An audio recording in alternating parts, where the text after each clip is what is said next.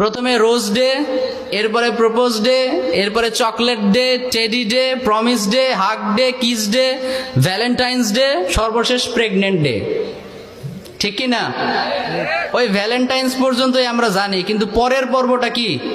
Pregnant day. কিভাবে সাজানো দেখেন, প্রথমে ফুল দিল, প্রপোজ করলো, এরপরে মেয়েদের পছন্দ চকলেট আর টেডি এগুলো দিল, মোটামুটি সিরিয়াল লাইনে আনতেছে, বুঝছেন, পটাচ্ছে।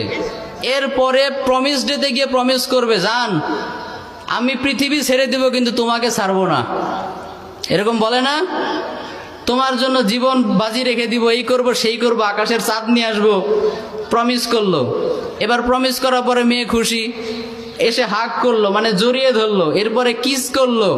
সর্বশেষ 14ই ফেব্রুয়ারি নামে এই ভালোবাসার দিবস নামক বেহায়া দিবসে ভালোবাসা প্রকাশ করলো। আর এর পরের দিনই ভালোবাসার বেশি হওয়ার কারণে মেয়েটা বমি করে দিল। ঠিক কি না? ওই বেশি ভালোবাসলে কি হয়? মাথা ঘোরাবে, সকালবেলা উঠে বমি বমি ভাব হবে, এরকম হয় না?